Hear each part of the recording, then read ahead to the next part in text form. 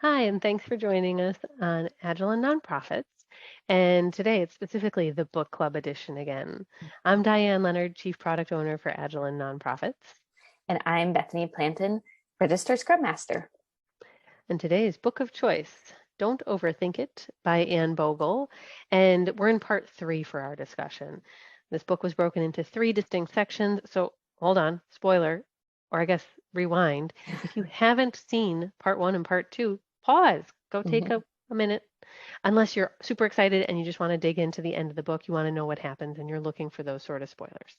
But we might talk about parts 1 and 2. So there we go. Part 3 of this book, which feels very much like it could be driven towards an individual who's reading, but really is 100% agile through and through without ever using the words. And let me tell you, like this chapter, it made me laugh. The title of chapter 10, When Things Go Sideways. Feels I'm like the last month for us, right? like every grant professional everywhere is like, yes. The last Or fundraisers, right? Yes. The last few years, the pandemic. Just a few things. Oh yeah, now we just encompassed all nonprofit professionals. They're like, you mean responding to change over following a plan for what? Just a few years? Years, yeah. Responding to change over following a plan. Agile value number 4, today represented by Anne's chapter 10, When Things Go Sideways. Okay, so Bethany, we have hit a little bit of a sore spot, I think, for all of us. But really, so when we think about the title, Don't Overthink It, and then the chapter title, When Things Go Sideways. When things go sideways, how do we not overthink it? Well, I think it goes back to kind of what we were talking about in part 2, and we may have mentioned it in part 1 as well, but values. What are the values so that you can then prioritize? So I'm thinking specifically in a team environment, work environment, something went sideways. You ask, you need to get a grant in a week, or not that seems relevant recently. Never happens. And so you have to think through, especially the leading of the product owner, of going, okay, what are our priorities? Maybe this has taken priority, maybe it hasn't, probably has, but what are the values of the team? What are the values of our clients? And talking through and then reprioritizing if need be, so that it feels smoother and calmer because you know what you're supposed to work on next.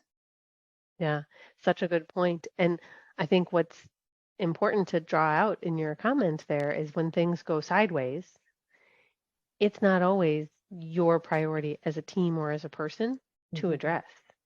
Someone might bring you their things went sideways moment, and it might not fit your values. It might not fit within the priorities of what you're spending time on or what you have capacity for. And it is really hard to say no to helping someone in the moment if something for them has gone sideways that's just not relevant for you at the moment.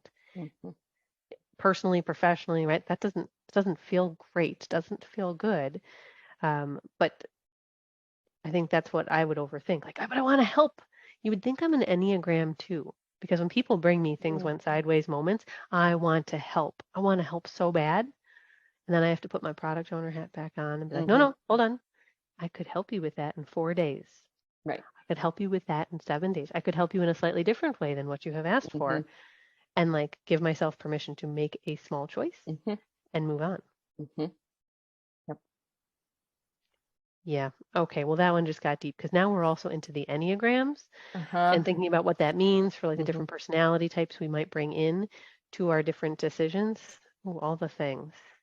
Well, can I just put then a plug in for Anne's first book, which I don't have with me to pull up, but Reading People talks about personality frameworks. So if you would like more information, because these are snippets, check out her book, Reading People.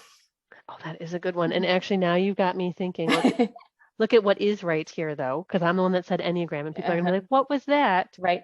I have the modern Enneagram right here. And that's something that like within our team at DH Leonard Consulting, having our team take the Enneagram, like just a quick free quiz to understand what their tendencies are, helps us to understand the different values and things that we bring to a situation, whether planned or sideways, not planned, right? Yes. And that can be helpful. Oh, but Mm-hmm. yes. Okay, great. Now we're adding to everyone's to be read list. Mm-hmm. Mm-hmm. We've got modern Enneagram and reading people. Yep. Yeah. Yep. Well, that's fun. Well, I'm surprised it took us till part 3 to mention any other book. So it's about time. There's a lot of books at hand. You never know what's going to come up. But um, when we think about the big picture of this book, when I first opened it, having read some of Anne's previous work, I personally had a lot of surprises in the Mm-hmm. book. But I won't spoil it with my surprises. Did you have surprises when you read it? What stood out? I don't know if I had any surprises, but I've also been following Anne for a long time. So she has a blog and writes not only about books and reading, but lifestyle things as well. So having followed that for a while, it wasn't too surprising, and knowing her just a little bit in that way. Um, what I enjoyed was part 1 felt like the frantic, stressed out part. Like it's almost like where we're starting. We're overthinking it, we're frantic, and we're stressed out. And then by part 3, it's like it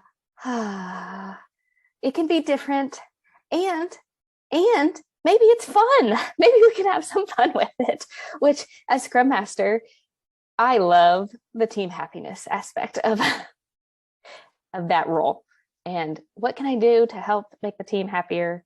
What can I do to make myself happier in the team? And I felt like by part 3, I was just going, okay, let's have some fun. Let's talk about some happiness.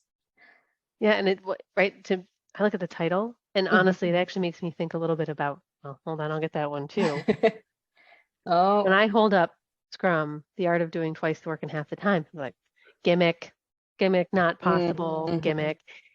Don't overthink it. Think it. Is that a gimmick? Is that for real? Could that Right, right. happen? Right? Like the title has that Mm-hmm. same sort of like, I want to know more. Is that really possible? I liked chapter, what's that one? Oh, 14, the ripple effect. Mm-hmm. And in particular, the quote, I change myself, I change the world. Mm-hmm. That one brought me right back to, I didn't expect when I opened it how agile it was going to feel for me and Mm-hmm. how tied to our work at Agile and nonprofits it was going to feel. And the idea that trying to create twice the impact in half the time, that the like idea of inspiring others to look at Agile values so that their teams could be happier, be faster, Mm-hmm. create impact in a more sustainable way. I'm like, oh, what a mantra. Mm-hmm. Mm-hmm. And that's what, to me, like it just brought it all home. I'm like, it's an Agile book, which is why it lives literally right here. Mm-hmm. Yeah. Yep. So, well, we're going to try and not overthink it. And we're just going to say we would recommend reading Don't Overthink It to help you as an Agilist because it might help the way that you approach your team, but also that there's some great things in here that tie to team framework, team Mm-hmm. ideas for how you interact. And if you get stuck and you're worried thinking about team happiness, because now Bethany's got you thinking about it, hey, we have a free webinar about team Oh, happiness, yeah. and we'll give you lots of ideas about that. So Mm-hmm. be sure to add comments for us down below related to team happiness and what you think about this book once you have a chance to read it. And we can't wait to see you in a future book club.